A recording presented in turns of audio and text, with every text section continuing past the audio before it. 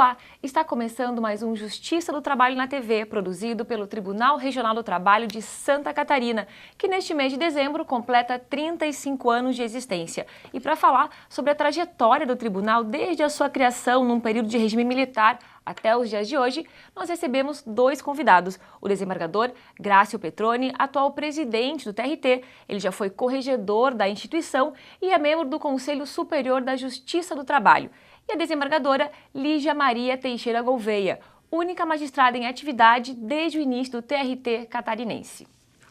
Desembargadora Lígia, presidente Grácio, sejam bem-vindos mais uma vez em nosso programa para falar então sobre os 35 anos da criação do TRT catarinense. E para começar, eu gostaria de direcionar a pergunta para a desembargadora Lígia, lembrando que o tribunal foi criado no momento de regime militar, né, onde havia a Constituição, era outorgada pelo governo. Então, como é que foi ser juíza nesse contexto, onde as leis ainda eram fruto da ditadura militar? Sim. Em primeiro lugar, eu agradeço a oportunidade, estou me sentindo um marco histórico, né, porque eu sou um pouco mais antiga que o Tribunal Regional do Trabalho, na magistratura. Evidentemente, eu tenho 37 anos de magistratura, feito agora, e a pergunta é interessante porque eu entrei em 1979, que é um ano emblemático para a magistratura, e entrei na universidade em 1967, uma época em que nós sentimos muito diretamente o terror da repressão, do regime militar. A universidade era bastante, a Universidade de Direito Federal do Rio Grande do Sul era muito ativa, enfim. E em seguida teve o ato institucional número 5, né, em 68, que foi aí que realmente as liberdades públicas terminaram, foram suspensas, os cassados os mandatos, censura violenta, né, perseguição, não podia ter direito de reunião. Então foram fases muito difíceis que eu vivenciei muito diretamente, porque acadêmico, e principalmente acadêmico de direito, de filosofia, de ciências sociais, se engajam muito nessas causas. Enfim, então isso foi, eu vivi-se muito diretamente. Depois entrei em 79, foi o ano, entrei no fim de 79 e tinha sido publicada a LOMAN no 14 de março de 79.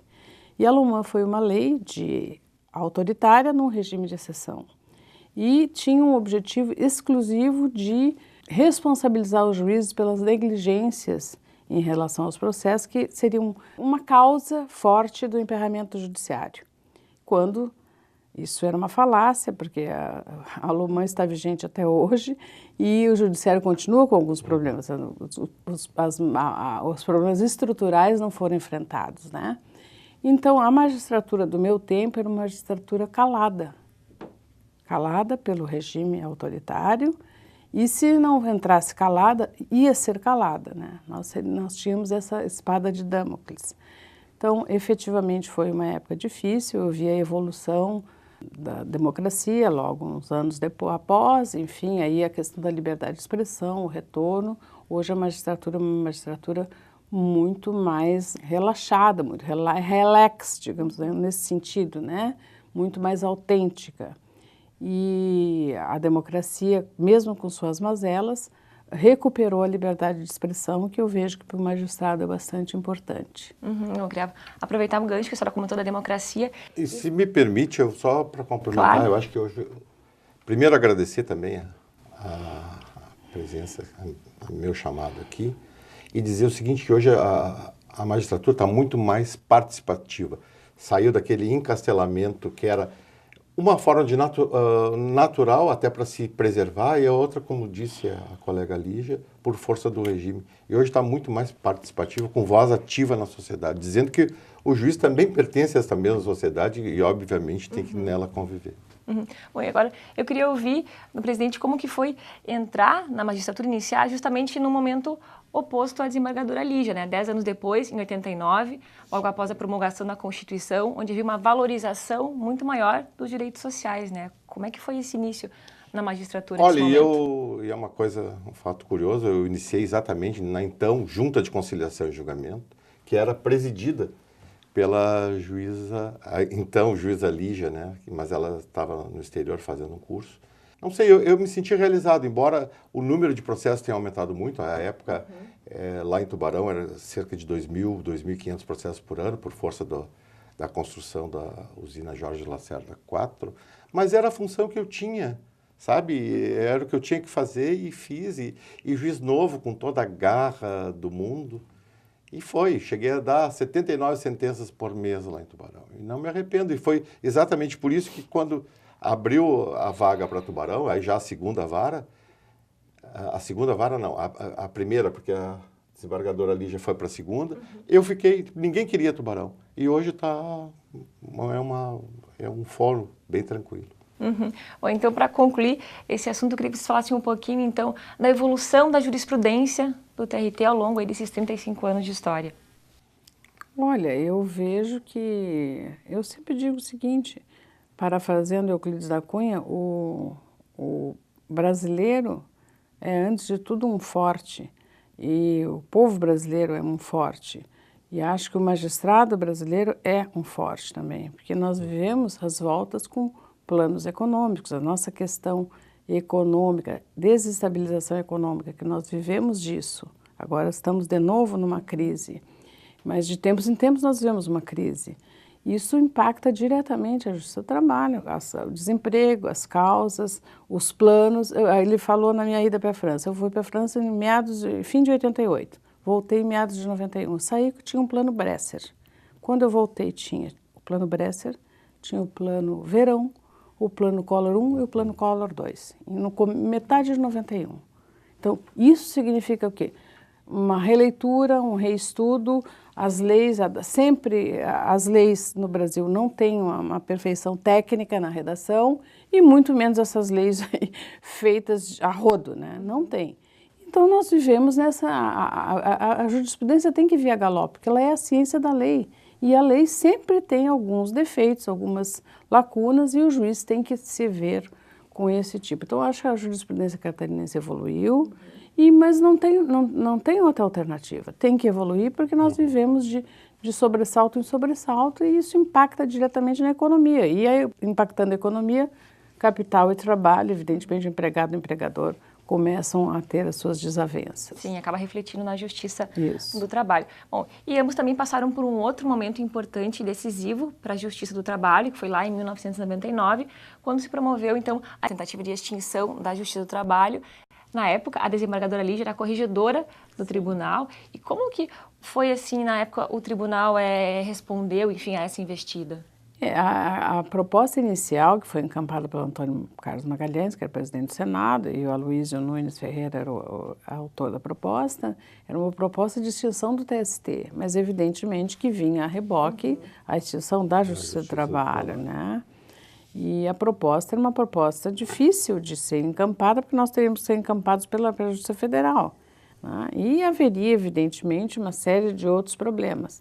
E havia uma ruptura no governo, né? O Executivo não estava querendo, o Francisco Dornelles não queria, e acho que o Fernando Henrique também não lhe era conveniente ter essa pecha, distinguir a Justiça do Trabalho. Então, Legislativo e Executivo estavam brigando.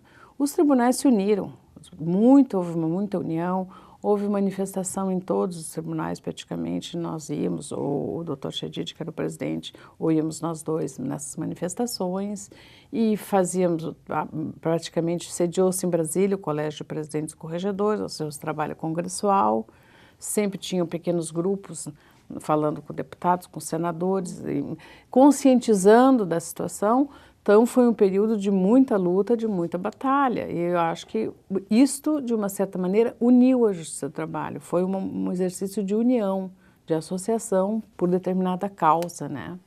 E se me permite, só para complementar, eu acho que o grande problema para o governo, para o legislativo à época, foi que, ao mesmo tempo, nós passamos a ter a competência da cobrança do INSS. Então, o governo pegou uma estrutura completamente pronta, que não precisa fazer nada, que a justiça faz a sentença, liquida, cobra, executa e vai para os cofres do governo. E isso nos deu, da saída de querer não existir mais a justiça do trabalho, o fortalecimento, porque nós passamos a ser, querendo ou não, uma longa manos do INSS, até porque está tudo pronto, era só chegar, como é ainda hoje, executar, cobrar e colocar no cofre. Presidente, Então, retomando o que falávamos no bloco anterior, né, depois dessa investida, tentativa de extinção da Justiça do Trabalho, vem a emenda 45 de 2004 e aumenta a competência da Justiça do Trabalho. O que isso representou para a magistratura? Há um grande esforço, porque com a emenda 45, como eu falei no bloco anterior, veio a competência para a cobrança do INSS e também de acidente de trabalho. Eu era radicalmente contra em ambas dessas duas matérias. No entanto, se resolveu da melhor maneira possível, até porque acidente do trabalho, tendo pano de fundo o próprio contrato, efetivamente a competência se tornou mais forte, eu acho, em relação à Justiça do Trabalho. Mas a minha resistência é que a Justiça Comum, que até então era a competência dela, tinha toda uma jurisprudência, toda uma forma de sentir, realizar perícias. A gente estava acostumado só a fazer perícia de insalubridade e periculosidade. Aí teve perícia para ver com causalidade, necessidade de afastamento, enfim. Mas hoje está consolidada a competência e eu acho que foi um bom caminho e um bom fôlego para a própria Justiça do Trabalho e principalmente para quem? Para o jurisdicionado, que ele já, num mesmo órgão de justiça, resolve todos os problemas decorrentes da mesma relação. Inclusive, hoje, esse assunto envolvendo acidente de trabalho é um assunto muito caro para a Justiça do Trabalho, né? Que ela, inclusive, mantém um programa, né, de conscientização, tanto de empregadores quanto de programa trabalhadores. nacional capitaneado pelo TST, de Segurança do Trabalho. E está em todos os tribunais regionais do Brasil estabelecidos. E os juízes, magistrados, sentem ainda alguma certa dificuldade em relação a julgações envolvendo acidente de trabalho? Reclamam porque faz parte da natureza humana, mas dificuldade acredito que não. Não, eu entendo que é difícil, não são ações simples, são ações complexas, principalmente quando trata de doença ocupacional com causalidade, estabelecer o nexo que... Mas se me permite dizer, eu acho que passado de 2004 para 2016, o tempo já foi tão grande que basicamente todos os problemas a serem enfrentados, técnicos, já foram resolvidos. Não é questão. Agora o problema é o entendimento das matérias e, consequentemente, das doenças ou das sequelas decorrentes do acidente de trabalho. Aí vai depender, efetivamente, da sensibilidade do juiz. Que se portar em relação a uma matéria de determinado modo ou não.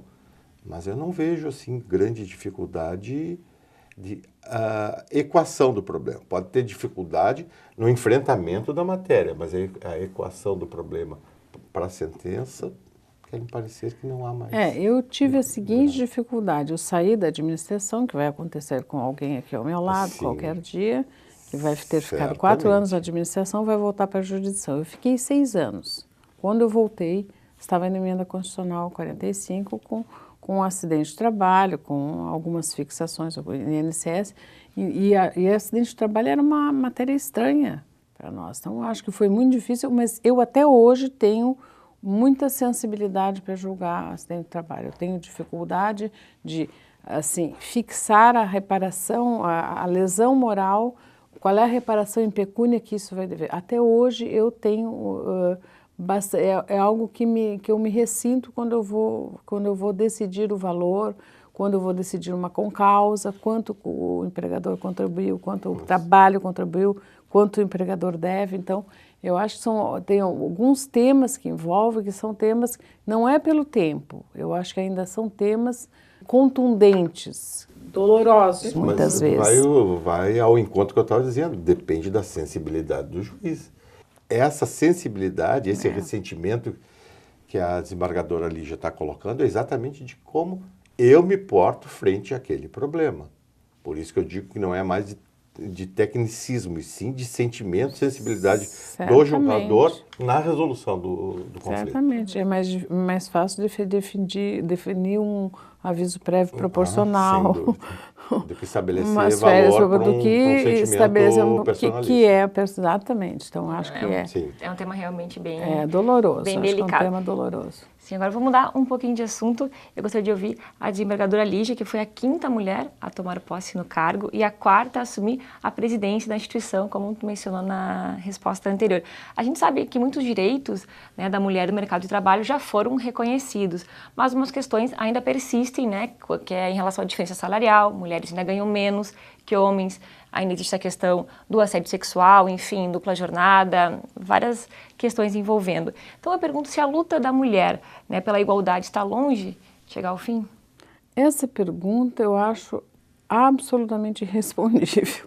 Eu não sou pitonisa, porque eu acho que a luta da mulher é uma luta tão antiga, é secular, né, que a mulher lutou pelo direito de voto, que no Brasil foi em 1930 e poucos, quer dizer, os homens tinham reconhecido. Nós tivemos um Código Civil que vigorou até 2002, em que a mulher era de menor, como dizem aqui em Santa Catarina, era de menor, né? O Estatuto da Mulher Casada proibia a mulher tinha que pedir licença para o marido para trabalhar. Então nós vemos de um sistema extremamente machista. O Código mudou em 2002, houve um avanço muito grande. Acho que ninguém ganha território sem lutar por território. E as mulheres têm lutado. Mas é a mesma coisa que tu me perguntaste assim, quando um amor acaba? Ninguém sabe. Pensaste já nisso? Todo mundo sabe quando um amor ou uma paixão começa. Mas o momento em que acaba, ninguém sabe definir. Qual foi o momento em que houve o desligamento? Então eu não posso profetizar quando. Acho que as mulheres lutam, acho que os homens resistem. Os homens resistem, eles têm território, eles têm que resistir, né? E as mulheres estão avançando paulatinamente. Agora, não sei quando acaba. Acho que as mulheres vão muito bem e vejo assim, o setor público diferenciado. No setor público existe equiparação, pode ser que haja alguma discriminação de acesso, mas o sistema de meritocracia muda isso, está dando um outro enfoque. O setor privado, sim, ainda se ressente. E a batalha continua. Agora, eu acho que é uma luta que as mulheres estão encampando muito bem, dividindo as tarefas muito bem, com os problemas que se tem de ter filho, cuidar de casa, mas os homens estão dividindo essas pequenas questões também, né? Então, há perspectivas boas daqui para frente. Sim, acho que é uma questão cultural apenas. Bom, presidente, outro ponto que eu gostaria de ouvir, então, a opinião de vocês é sobre a eleição para cargos administrativos dos tribunais. Né? Algumas entidades aí de classe, associações, defendem a participação dos juízes, né, na eleição dos cargos para presidente, vice e corregedor. Então, eu gostaria de ouvir a opinião de vocês sobre essa reivindicação. Certo. Primeiro, eu gostaria de deixar claro que esse ano o próprio Conselho Superior da Justiça do Trabalho já decidiu que, como a LOMAN, apesar de ser de 79, como frisado pela colega Lígia, continua em vigor, não existe a possibilidade de eleição direta. Qualquer mudança em regimento interno será vedado. Até porque já essa decisão, a vida lá no CSJT, ela tem efeito vinculante. E além do que, posicionamento político, eu também sou contrário, até porque não pode ser uma eleição direta para a administração do tribunal, feita só por juízes. Até porque eu parto do pressuposto que quem não pode ser eleito não tem direito a voto. E se assim não fosse, se a eleição é direta, a gente não pode esquecer que a administração coordena, além dos juízes, todos os servidores. Então teria que ter a participação de todos. Uma parte só sendo favorecida em detrimento da outra, eu sou radicalmente contra. Vereadora Lígia? Não, eu não preciso dizer nada, eu também sou contra. Acho que deveria ser a participação de servidor, enfim, todos têm que interagir, representatividade para isso. Eu também sou. Realmente não assimilo bem o tema. Acho difícil o juiz fazendo política, distribuindo santinho no estilo desvirtuado de política que existe no Brasil. Bom, realmente. Então, presidente, você assumiu a gestão do tribunal, que se estende até 2017, até o final do ano que vem, um momento bastante delicado, digamos assim, né, para a Justiça do Trabalho. Tanto em função aí da crise econômica que o país vive, como em função dos cortes sofridos pela Justiça do Trabalho, agora aqui em 2016. Então, eu gostaria de ouvir do senhor que já em outra entrevista aqui comentou com a gente que nunca viu o judiciário sofrer com uma crise financeira tão séria como essa, né? Se isso pode ser encarado como uma certa retaliação à Justiça do Trabalho, a exemplo do que aconteceu lá em 1999? Eu acho que, como já foi comentado pela colega Lígia, há uma tendência de reativação de um mesmo movimento. E isso houve, bem claro, no momento em que o relator do orçamento, o então deputado federal Ricardo Barros, fez isso, e ele disse assim, vocês vão ter que aprender a conviver com esse orçamento. Só que o orçamento proposto, cerca de 30% menos na verba de custeio e 90% em relação a investimentos, investimento, obras, enfim, foi uma coisa brutal. Nós só conseguimos hoje estar com o tribunal aberto porque houve uma medida, a 470, a vida agora em setembro, que a União fez o beneplácito, entre aspas, de nos dar os dinheiros decorrentes dos nossos depósitos, ou seja, dinheiro trabalhado pelo tribunal, que não sai do cofre da União. Foi com essa condição que a gente conseguiu.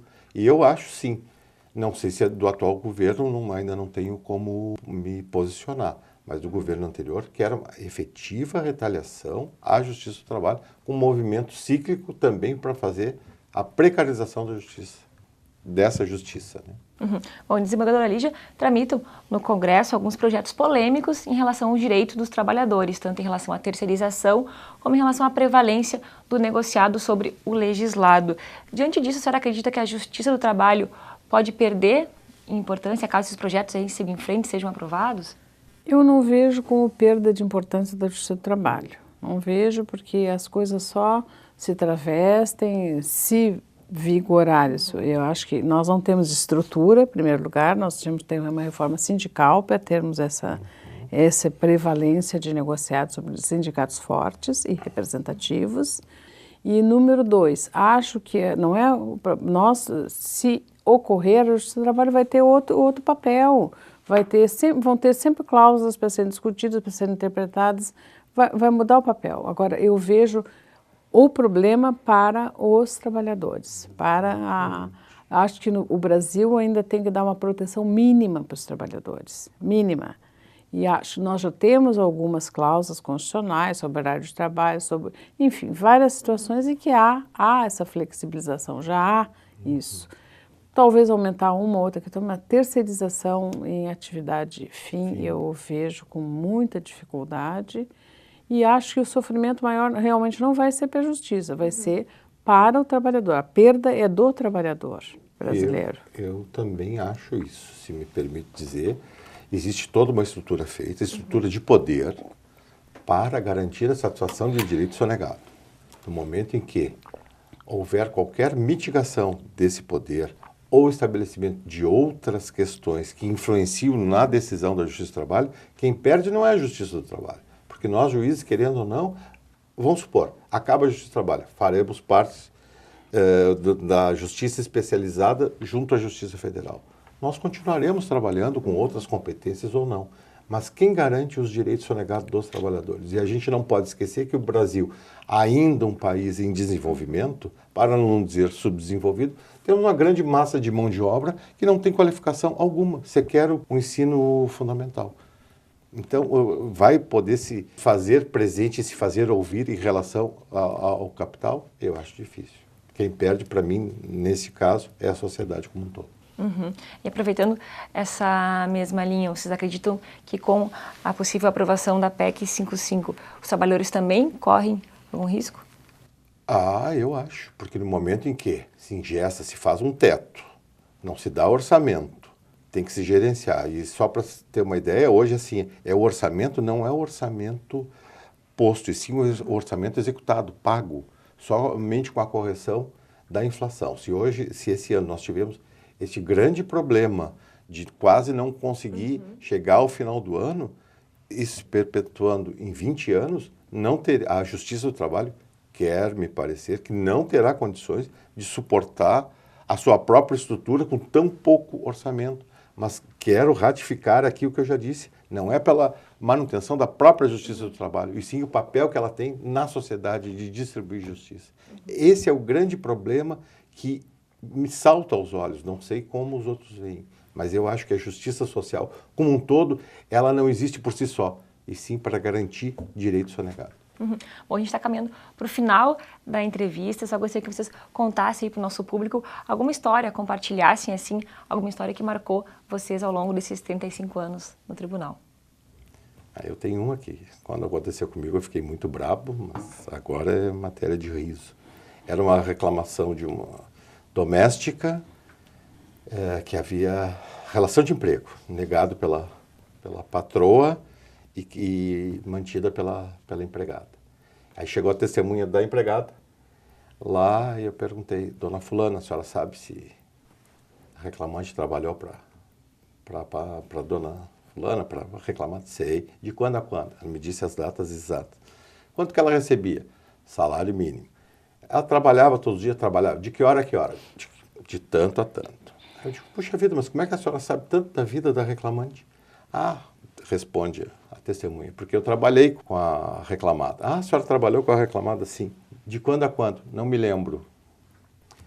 Recebia quanto? Não me lembro. A senhora trabalhava todos os dias? Não me lembro. Qual o salário? Não me lembro. Eu digo, mas como é que a senhora sabe mais da vida da reclamante que a sua? Aí a testemunha se levantando da cadeira disse, eu não quero mais. Eu fiquei muito bravo, eu digo, sente aí o que a senhora está pensando. Foi uma situação bem pitoresca que aconteceu comigo, entre outras, mas essa é bem emblemática, acho. Desembargadora Lídia, a senhora tem alguma história? Eu iniciando, acho que tinha uns 6 meses de seu trabalho e tínhamos poucos funcionários, eu tinha recém recebido uma funcionária assistente de audiência, novinha, muito competente, mas muito jovem. E veio uma reclamatória lá, rural, que era o empregador e o empregado, eu acho que tinham a minha idade, mas eu achava que eles eram muito velhos naquela época, né? Os dois sentados na minha frente, e 30 anos de trabalho, relação de emprego, rural.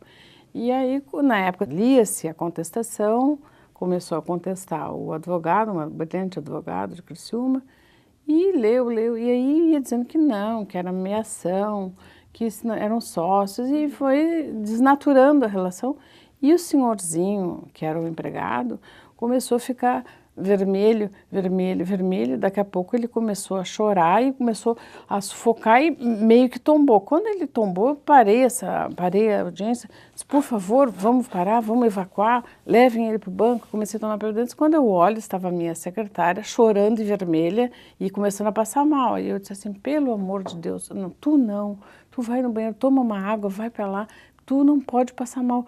Ela, doutor, estou pensando no meu avô. Eu disse, não pensa em ninguém, vai lá, tu tem que estar...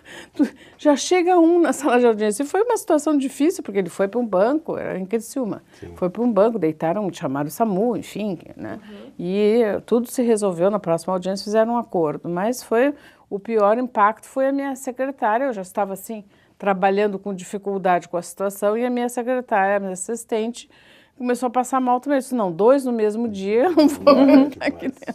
Foi um susto grande. Foi um susto. Uhum. Bom, então, infelizmente, nosso tempo chegou ao fim. Agradeço muito a participação de vocês no nosso programa de hoje. Tá bom, obrigada. Eu que agradeço. Eu também. Obrigado. Hoje conversamos com os desembargadores do TRT de Santa Catarina, Grácio Petroni e Lígia Maria Teixeira Gouveia, sobre os 35 anos da criação do Regional. Nos vemos no próximo programa. Até lá!